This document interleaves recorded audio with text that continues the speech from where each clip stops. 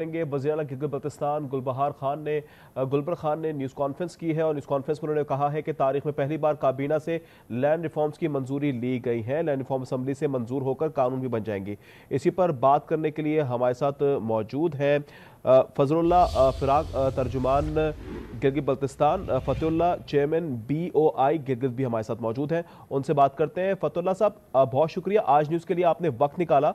आपसे जानना चाहेंगे, देरीना मुतालबा था आपका, ये फाइनली अब पूरा होता हुआ नजर आ रहा है? जी बिस्मिल्लाहिर्रहमानिर्रहीम। जी बिल्कुल, ये गिलगित बल्तिस्तान के लोगों के लिए देरीना मुतालबा था। जो 77 सालों से लोग इसके ऊपर वक्तन फवक्तन अपना गुस्सा भी दिखाते होते थे सड़कों पे आके एहतजाज करके, क्योंकि ये पाकिस्तान का वाहिद खित्ता है जिसके अंदर खालसा सरकार ज़मीनों का एक कानून था जो किसी और सूबे में नहीं है इस तरह का। क्योंकि किसी भी सूबे की आवाम उस ज़मीन की खुद मालिक होती है। तो गिलगित बल्तिस्तान में बदकिस्मती से हमें 77 सालों से ये हक नहीं था मिला। अभी इस मौजूदा गवर्नमेंट ने हाजी गुलबर खान साहब और उनकी काबीना ने इस खालसा सरकार ज़मीन जो लैंड रिफॉर्म्स जिसको आप कह रहे हैं, इस हवाले से एक कमेटी बनाई। उस कमेटी के अंदर तमाम नोक पलक को देख के एक बिल तैयार किया। उसके बाद वो बिल पेश हुआ कैबिनेट के सामने और कैबिनेट से वो अप्रूव हो गया।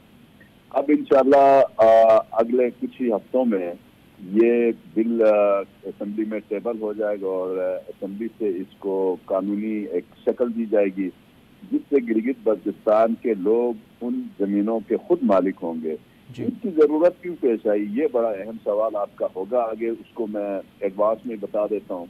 क्योंकि आपको पता है गिलगित बल्तिस्तान की आवाम को सब्सिडी मिलती है तकरीबन कुछ 40-45 सालों से, गंदम की सब्सिडी। क्योंकि वहाँ पे जमीनें हैं लेकिन वो उन जमीनों का मालिक वहाँ की आवाम नहीं है जो लैंड रिफॉर्म्स की तरफ हम जा रहे हैं। अब जब हम लैंड रिफॉर्म्स करेंगे वहाँ की ज़मीनों की आवाम खुद डायरेक्ट मालिक होगी जिस तरह मुख्तलिफ सूबों के लोग मालिक हैं।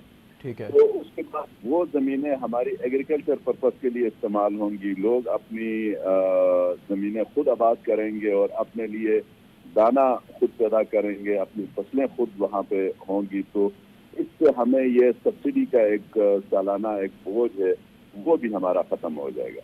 और फिर जब लैंड रिफॉर्म्स के अंदर जो खालसा जो ज़मीनें हैं, जो बैरन लैंड हैं, जो गैर आबाद ज़मीनें हैं जिसकी इस वक्त अवाम मालिक नहीं है, उन ज़मीनों के ऊपर कुछ हमारे जो लैंड ग्रेबर्स हैं या फिर आप लैंड माफियाज कहें, उनका भी कब्जा है। वो कब्जा भी इंशाल्लाह छूट जाएगा तो फिर आवाम को उसका बुनियादी हक मिल जाएगा जो आईनी हुकूक के बाद फौरन बाद ये लैंड रिफॉर्म्स गिलगित बल्तिस्तान की आवाम का देना मुतालबा है। जी फतेहुल्लाह साहब, आप ये बताइएगा कि एक तो ये मुतालबा देरीना मुतालबा था कि लैंड रिफॉर्म्स का, अब वो कानून बन जाएगा। इसके अलावा आपके कौन से मुतालबात हैं? जिस तरह से गुलबर खान साहब कह रहे थे कि NFC में भी हिस्सा दिया जाए और हमें कुछ एक अमाउंट है बजट वो भी मिलना चाहिए।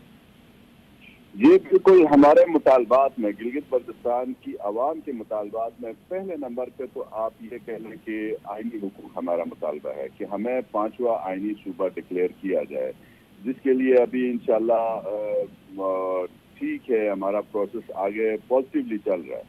और दूसरे नंबर पे ये लैंड रिफॉर्म्स हैं। फिर आपने जो कहा कि उसका NFC के अंदर हमें मतलब शामिल किया जाए। देखिए, गिलगित बल्तिस्तान का जो रकबा है, रकबा खैबर पख्तूनख्वा के रकबे के 95% हमारा रकबा है। अब एक शमशाल एक गांव है हुंजा का बिल्कुल आखिरी कोने के ऊपर।